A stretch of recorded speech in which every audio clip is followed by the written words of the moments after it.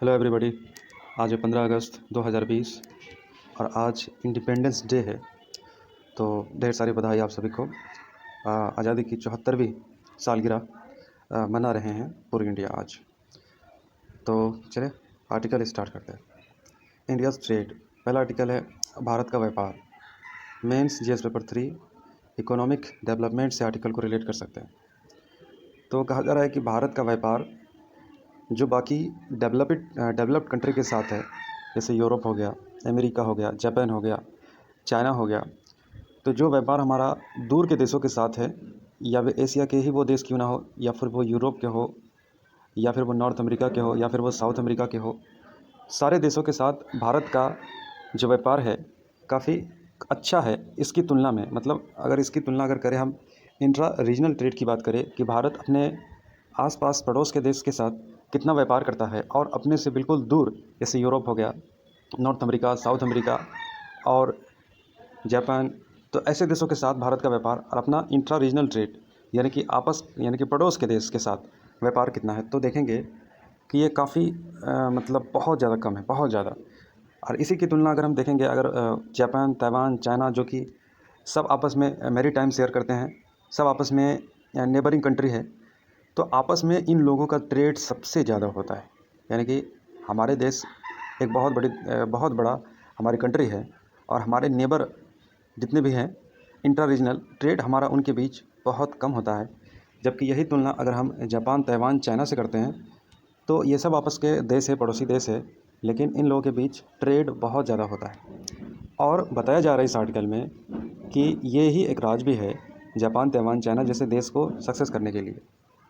तो post world war economic success has been based on this model. तो world war 2 के बाद इस इकोनॉमिक मॉडल ने कुछ देशों के कामयाबी के रास्ते खोले हैं।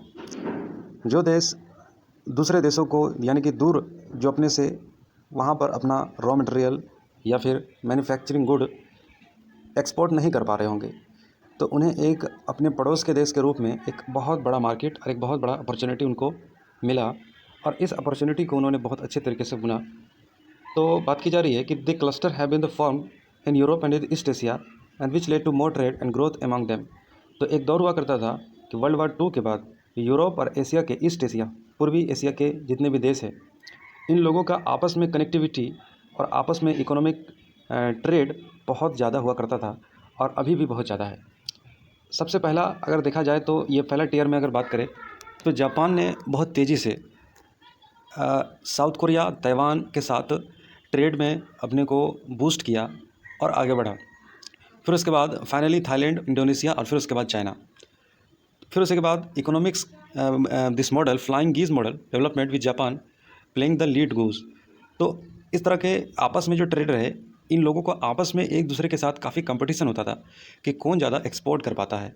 तो इन देशों के बीच में आपस में ही एक दूसरे के साथ ये लोग कंपटीशन करते थे, और होलिस्टिकली देखा जाए तो इस वजह से ये सारे देश काफ़ी एक दूसरे से फ़ायदा उठाए, चाहे वो चाइना हो, जापान हो, साउथ कोरिया हो, ताइवान हो, इंडोनेशिया हो, थाईलैंड हो। इन आपस के देशों ने एक दूसरे को काफ़ी बेहतरीन तरीके से यूटिलाइज किया, और अपने को इंटर रीजनल ट्रेड में किसी भी दूसरे देश के मुकाबले में इनका आपस में ट्रेड काफ़ी ज़्यादा था, और ये भी सबसे बड़ा वजह बताया जा रहा है कि इनके सक्सेस का ये एक राज था। अब रहा सवाल भारत की, अगर देखा जाए तो फाइनेंशियल ईयर 2019 से 20 में बताया जाता है कि हमारा जो ट्रेड होता है हमारे पड़ोस के देशों के साथ, यानी कि इंट्रा रीजनल जो हमारे क्षेत्र के जो कंट्री है, केवल और केवल 7% होता है। समझ रहे बात? यानी कि हम जितना भी एक्सपोर्ट करते हैं, ये एक्सपोर्ट में हमारा 7% ओनली एक्सपोर्ट होता है हमारे पड़ोस के देशों को, हमारे इंट्रा रीजनल कंट्रीज़ को। और उसमें कौन कौन देश शामिल है? बांग्लादेश, नेपाल, श्रीलंका, अफगानिस्तान, म्यांमार और पाकिस्तान।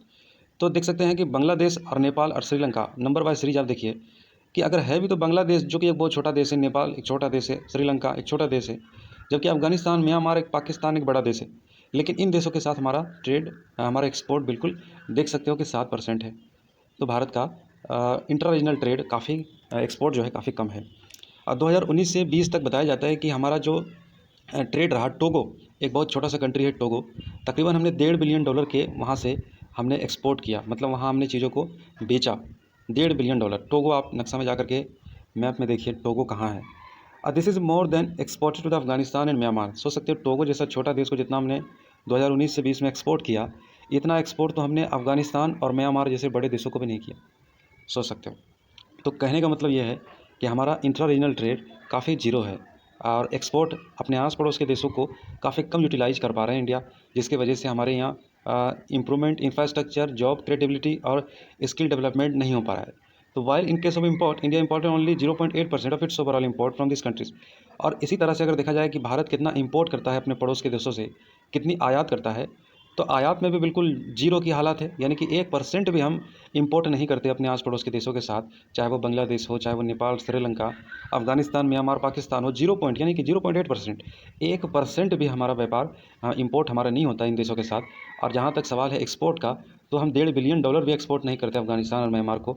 और जबकि इंपोर्ट की अगर बात करें तो 1% भी इंपोर्ट नहीं होता हमारे इन देशों के साथ। तो कहने का तात्पर्य है कि इस साउथ एशिया के रीजन के गरीबी का एक बहुत बड़ा राज ये भी है कि ये आपस के जो देश हैं, आपस में काफ़ी इनका ट्रेड नहीं होता है, आवागमन, कनेक्टिविटी, इंटीग्रेटेड बिल्कुल कह लें कि एक कनेक्टिविटी नहीं है। एक दूसरे के बीच में अंडरस्टैंडिंग की बहुत कमी है, और जिसकी वजह से चीज़ें आज इतनी कॉम्प्लिकेटेड है जो आज हम डिस्कस कर रहे हैं। बड़ी हैरत की बात है कि टोगो जैसे देश के साथ हमें 1.5 बिलियन ट्रेड कर लिए हैं 2019 से 20 में एक्सपोर्ट कर दिए, जबकि अफगानिस्तान और म्यांमार को हमने सिर्फ इससे भी कम किया। और जहाँ तक इंपोर्ट का सवाल है तो 1% भी इंपोर्ट नहीं करते। तो काफ़ी मतलब चौंकाने वाली बात है ये। लेकिन तो ये फिगर शो करता है कि हमारे गरीब, इस रीजन के गरीबी का राज क्या है। गरीब लोग, एक बहुत बड़ी आबादी क्यों गरीब है, किसी के पास है तो इतना ज़्यादा है कि कह लें कि वो जो है अपने आप को इन्हेंस करने लगता है, चीज़ों को अपने कंट्रोल में करने लगता है, दूसरों को दबाना शुरू कर देता है, और एक तरफ कोई खाने पीने के लाले पड़े होते हैं। तो ऐसी स्थिति हमारी साउथ एशिया रीजन की है, इस साउथ रीजन कंट्री की है। तो इसका सबसे एक बहुत बड़ा, आप आंसर में आप ये चीज़ लिख सकते हो कि इसका हालात का सबसे एक बहुत बड़ा कारण ये भी है कि इन देशों के बीच में अंडरस्टैंडिंग बहुत कम है और ट्रेड बहुत कम है, और आपस में इन लोगों के बीच में काफ़ी टेंशन रहता है, जिसकी वजह से ये हालत है। तो रीज़न तो यही है। रीज़न ये है कि एक दूसरे के साथ हमेशा जो है वार की सिचुएशन बनी रहती है, लड़ाई की, जैसा कि पाकिस्तान के साथ हमारा ऐसा ही होता है। अफ़गानिस्तान में भी हमेशा जो है कह लें वहाँ पर तालिबान का कब्जा रहता है, तो चीज़ें बिल्कुल गलत डायरेक्शन में चलती रहती है, और वहाँ पर अमेरिका का भी इंटरवेंशन, फिर उसके बाद बाकी और भी कई सारे देशों का प्रभाव वहाँ पर है। तो ऐसे में एक शांति नहीं स्थापित रह पाती है, जिसकी वजह से नहीं कर पाते। ऊपर से फिर नेपाल के साथ हमारी जो स्थिति पहले सही थी वो भी बिगड़ती चली जा रही चाइना की वजह से। श्रीलंका के साथ भी हर जगह पर चाइना हमारे पड़ोसी देशों के ऊपर अपना प्रभुत्व जो है काफ़ी बढ़ा चुका है, और हमारा ये प्रभुत्व बढ़ाने का हमने ही मौका दिया कि हमारी कनेक्टिविटी, हमारी ट्रेड, हमारा रिलेशनशिप हमारे पड़ोस देशों के साथ हमने काफ़ी मतलब एक बड़े भाई का जो रोल है भारत जो निभा सकता था, चीज़ें बिल्कुल उल्टी कह सकते हैं कि चली जा रही है। तो हमेशा जो है एक मतलब कुछ चीज़ें यहाँ पर आतंकवादी गतिविधियाँ, और फिर उसके बाद अशांति जो बनी रहती है, ये सब वजह है जिसकी वजह से ट्रेड नहीं हो पाता है। जबकि भारत को इससे ऊपर उठने की ज़रूरत है, और देखना चाहिए जो सक्सेस का जो राज है, चाहे जापान का, ताइवान का, चाइना का, तो इन लोगों के साथ सीखना चाहिए। साउथ कोरिया तक भी जो है कह सकते हैं कि आपस में इन लोगों का ट्रेड काफ़ी अच्छा होता है। तो इन लोगों से हमें सीखना चाहिए। और अगर भारत आने वाले टाइम में ग्लोबल पावर बनना चाहता है, तो ग्लोबल पावर बनने के लिए भारत को अपने इंट्रा रीजनल ट्रेड को किसी भी सूरत में बढ़ाना होगा, और आपस के पड़ोस के देशों के साथ अपनी कह लें कनेक्टिविटी बढ़ानी होगी। ठीक है, तो ये था आर्टिकल्स, काफ़ी इंपॉर्टेंट आर्टिकल्स। दूसरा आर्टिकल है national digital health mission. Mains GS paper 2 governance से आर्टिकल को रिलेट कर सकते हैं। तो नेशनल डिजिटल हेल्थ मिशन एक blueprint ministry of the health and family welfare, तो एक एस्टैब्लिश किया गया। नेशनल डिजिटल हेल्थ मिशन एक ब्लूप्रिंट एस्टैब्लिश किया गया है हेल्थ मिनिस्ट्री ऑफ हेल्थ और फैमिली वेलफेयर की तरफ से। तो it recently release strategy overview documents about the national health authority to build plan India to digital health nation. तो अभी इन्होंने एक डॉक्यूमेंट्स रिलीज किया और एक ओवरव्यू दिया कि नेशनल हेल्थ अथॉरिटी ने बताया कि कैसे डिजिटल हेल्थ नेशन में भारत को कैसे निर्माण किया जाए, कैसे बनाया जाए। तो डिजिटल हेल्थ मिशन का मतलब क्या होता है? डिजिटल हेल्थ मिशन का मतलब यह हुआ कि हेल्थ के से जुड़ी हुई जितनी भी एक्टिविटी है उसको डिजिटल करने की तरफ जो है काम किया जाएगा। तो national health nation, digital health nation, आप इसको ये समझे। ठीक है, तो NHN मतलब national health authority seeks to extend and adapt India's novel data portability architecture to facilitate transfer of data across the digital health ecosystem। तो NHA क्या करेगी? नेशनल हेल्थ अथॉरिटी एक इकोसिस्टम बनाएगी, डाटा के लिए एक आर्किटेक्चर फैसिलिटेट करेगी, ताकि चीज़ें जो है एक दूसरे के साथ कोरिलेट हो सके। अगर एक डॉक्यूमेंट से, अगर सपोज डेट एक पेशेंट से अगर कुछ ऐसी रिसर्च सामने आई है या फिर कुछ ऐसा कुछ नया हुआ है और उससे किसी और को कुछ सीखने को मिल सकता है, तो उसके बारे में जो डाटा होगा वो डाटा डिजिटली तौर पर अवेलेबल होगा और आपस में एक दूसरे के साथ इंटरकनेक्टिविटी होगी। तो एक डिजिटल हेल्थ इकोसिस्टम बनाया जाएगा और इसके लिए जो इंफ्रास्ट्रक्चर होगा एनएचए के द्वारा करने की कोशिश की जाएगी, नेशनल हेल्थ अथॉरिटी के द्वारा। तो रेगुलेटरी वैसे ही डाटा को एनालिसिस करेगी, ड्राफ्ट करेगी, जैसे बैंक के डाटा होते हैं, जैसे आपका अकाउंट होता है, जैसे आप खाता खुलवाते हो तो कैसे आप डेबिट करते हो और फिर क्रेडिट करते हो तो आपको मैसेज जाते हैं, चीज़ें चलती है। तो इसी तरीके से आपको एक ऐसा इकोसिस्टम बनाने की कोशिश की जाएगी डिजिटल हेल्थ नेशन की तरफ बढ़ने के लिए। तो अब data empowerment and protection architecture की बात है कि डाटा जो पेशेंट का होगा, जितने भी एक्टिविटी जो होगी उसकी उससे रिलेटेड डाटा और फिर उसका प्रोटेक्शन आर्किटेक्चर किस तरीके से जो है सेव की जाएगी। तो देखिए, it is called the data empowerment protection architecture with the sharing of financial information happen through the central bank account the aggregator framework. तो जो प्रोटेक्शन की बात है वो आर्किटेक्चर इस तरीके से कोशिश की जाएगी, सेंट्रल बैंक एग्रीगेटर फ्रेमवर्क की तरह आपकी डाटा को प्रोटेक्ट की जाएगी। Strategy documents prescribe the health data to be stored as the close possible to the point of its generation instead the centralised database data can remain in hospital pharmacy diagnostic labs where the first come to contact. तो इससे फ़ायदा बहुत होगा कि आपकी data को जो है यूटिलाइज कर लिया जाएगा, उससे काफ़ी सारी एक्सपीरियंस होगी, काफ़ी सारी चीज़ें सीखने को मिलेगी और डाटा को इंट्रा ट्रांसफ़र किया जा सकेगा एक दूसरे को लर्निंग के लिए, चीज़ों को समझने के लिए। तो काफ़ी एक अच्छा प्लान है यहाँ पर, ठीक है। If the user in the health ecosystem by the data stream prescribed by तो NHDM the date can simply transform the health location to the other. तो चीज़ें काफ़ी स्मूथ हो जाएगी।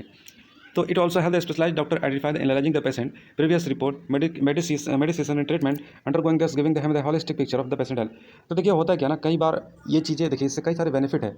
आप एक हमें समझ में नहीं आता कि आदमी जब बीमार होता है तो उसको समझ में नहीं आता, अगर उसके पास सारी इंफ्रास्ट्रक्चर उनके पास मौजूद है, किसी चीज़ की कमी नहीं है, तो उसको कई बार ऐसा होता है कि उसको एक अच्छा डॉक्टर नहीं मिलता है, एक अच्छा हेल्थ एडवाइज़र नहीं मिलता है कि जिसके पास वो जा करके अपनी चीज़ों को ठीक कर सके। तो देखिए हेल्थ हमारे लिए सबसे बड़ा इशू होता है। इंसान जब तक हेल्दी नहीं होगा तब तक कह लें कि अपने पूरा पोटेंशियल इस्तेमाल नहीं कर पाएगा।